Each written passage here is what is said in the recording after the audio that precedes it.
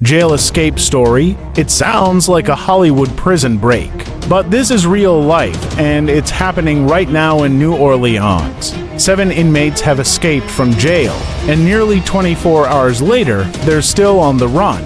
You heard right. An entire day has passed, and authorities haven't been able to track them down. The big question on everyone's mind is, how did this happen? Where is the failure in the system? Were there inside hands, security lapses, or was it just a perfectly planned escape? Either way, the streets are on edge and families are worried. Residents are being urged to stay alert. Now here's the twist. Some reports say CCTV footage is being reviewed, and whispers suggest a distraction may have been used. This isn't just an escape. This is an embarrassment for the correctional system. Law enforcement says they're on it, but the public needs more than promises. They need answers, and fast. We'll be following this story closely, and if you're in the New Orleans area, stay safe, stay aware, and stay tuned. At 12:22 in the morning, inmates were seen jarring one of the sliding doors open. At 12:43 a.m., the inmates entered that cell. At 1 a.m., they were seen exiting the OPSO facility using an adjacent sliding door. They then went down a road behind the OPSO building. At 1:19 a.m., they were seen scaling the fence along I-10.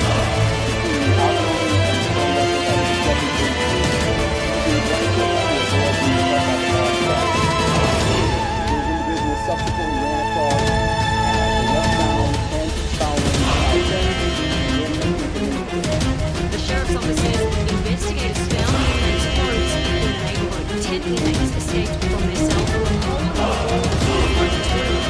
Before and after pictures show what the cell looked like prior to the escape and what it looked like after. Plumbing had been removed. All this on the outside of the cell behind in the pipe tank. This is how it looks. As you can see, there are bolts. These are here on the backside and the pipe. All of this has been removed. It wasn't until 7.5 hours later, at 8:30 a.m., at the jail's head count, staff noticed several inmates were missing. The sheriff's office says that's when they started searching. At 9 a.m., Sheriff Susan Hudson says she was notified. And at 9:30 a.m., they told the Marshal's task force. At 10:30 a.m., New Orleans Police Chief Ann Kirkpatrick says her department learned about the escape. Then, just after 11 a.m., the sheriff held a press conference. Around 11:30 a.m., several miles from his court, he was found lying under a car at the Hotel Montgomery parking garage. He was taken back into custody by Louisiana State Police and rebooked for simple escape. It wasn't until 1 p.m. that mug shots of the escapees were sent out. Finally, just after 2:30, a push alert was sent out by Nola Reddy, 3 hours after WWL Louisiana broke the news, and a full 14 hours after the escape. Also around 2:30 p.m., the sheriff held another press conference, telling us Keith Lewis was mistakenly listed among the escapees when he was actually still in jail. Then at 5:30 p.m., the sheriff held another press conference. Just after 7:30 p.m., the sheriff was managing a return back to OPSO custody. Anyone with information was urged to contact police. The agency and the FBI are offering. It's a heartbreaking and chilling moment for the world of social media. A young beauty influencer from Mexico was shot dead while live streaming to her fans in real time. Her name was just beginning to rise, her voice was just being heard, and now, silence. This horrifying act happened as she was engaging with her audience, sharing her passion for beauty, joy, and life. We're not just talking about a social media figure, we're talking about a human life, taken without warning. The world watched as tragedy unfolded before our eyes. No one deserves this, especially not while simply doing what they love. This incident raises deeper questions about safety, violence, and the rising dangers influencers face in public and online spaces. When did likes, fame, or simple presence become a death sentence? To her family, her fans, and everyone shaken by this, we send our strength. Her light should have kept shining. Let's not just mourn her. Let's also raise our voices against senseless violence. Her followers across Instagram and TikTok knew her for her beauty tips, her advice on makeup, cosmetic procedures, and she was very popular, and in an instant they watched her lose her life live in an act that really nobody could have ever predicted was coming.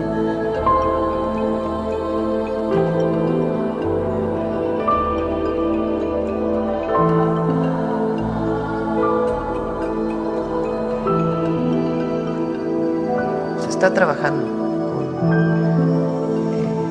para poder encontrar pues primero los responsables y el móvil de por qué fue esta situación. Y es muy, pues obviamente nuestra solidaridad con su familia, con esta lamentable situación, pero está trabajando el Gabinete de Seguridad en coordinación con la Fiscalía. She seemed to be aware that something could potentially be going on, and she did say she wasn't planning on waiting around, but yet she didn't leave. I am wondering if the fact that she was live streaming gave her some sort of false sense of protection, that nothing could possibly happen while she was live on TikTok. I think historically, women's rights have come at a cost here in Mexico. Feminist activists have had to work hard to have crimes against women, violence against women, and women's rights recognized by governments in the past. And there's also, the machismo culture here, which is very male-dominated culture that continues to be prevalent in Mexican society.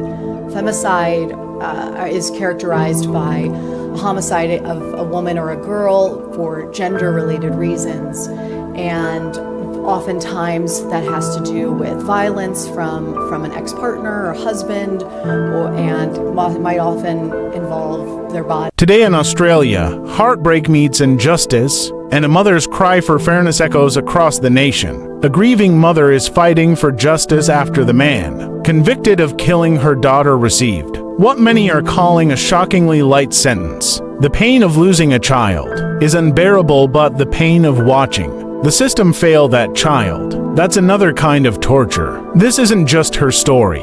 It's a reflection of how legal systems around the world sometimes fail the very people they claim to protect. How do we explain to grieving families that someone who took a life walks free after just a few years? This mother isn't staying silent. She's standing tall, demanding answers, and calling for sentencing reform so no other family has to feel this kind of betrayal again. As we speak, her story is gaining traction, and support is pouring in from citizens, activists, and victims' rights groups. The question is, will the system listen? This is not just a courtroom story, it's a wake-up call. Tip workers Harry Taylor and Chris Smith carried Zhu Zhang's body through knee-deep mud. The young mother, known as Kelly, was found in hundreds of tons of rubbish. Tornadoes destroy homes and lives, heartbreaking. Scenes across the U.S. Full update, it started with dark skies. Then came the whines, violent, screaming whines. And within minutes, entire neighborhoods were flattened. Homes turned to rubble. Families left with nothing. This isn't just a weather story. This is a human story. Tornadoes have torn through communities, destroying lives and memories in seconds. And while the storms may have passed, the pain they've left behind is far from over. What's heartbreaking is seeing mothers cry over baby photos they can't find, elderly folks searching for medication in the debris, and children wondering if they'll ever sleep in their own room again. Emergency crews are working round the clock. Volunteers are stepping up, but the damage is massive. People need shelter, they need food, they need support, and most of all, they need us to not look away. So today, we're not just reporting this, we're standing with every victim. We're using our voice to say, you're not alone.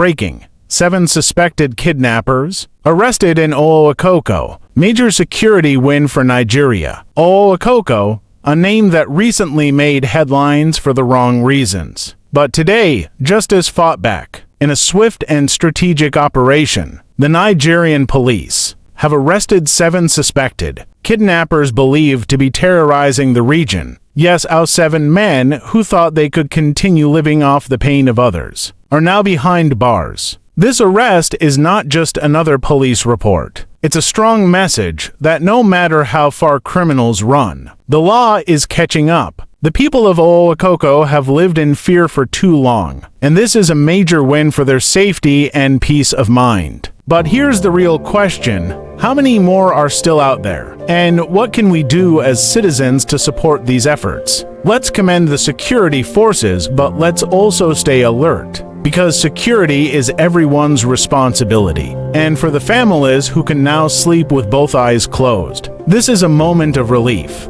Victims of the Ondo State Police Command.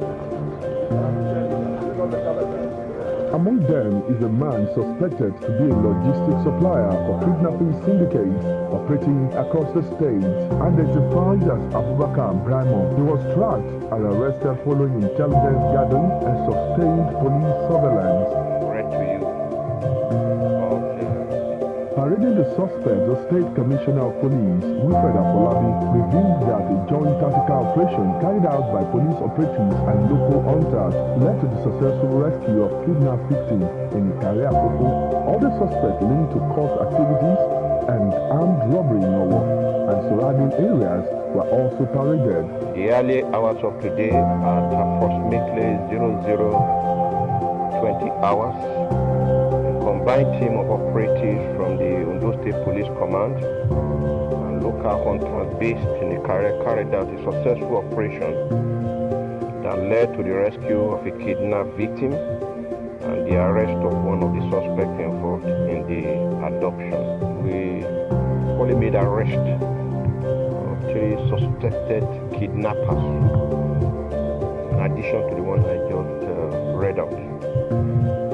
Similar development, the command also arrested 3 suspected kidnappers who have confessed to their involvement in various kidnapping cases across the state. On the killing of the APC Ward 5 chairman in Ifo, Nelson Adekoyigi, the commissioner confirmed that investigations are ongoing. The OC anti-kidnapping, the OC TIRS, and the OC of the command surveillance are all in Ifo. The anti-kidnapping have been there, but just this morning I sent the other 2 teams to go and be with them. Faith in security operation is expected to grow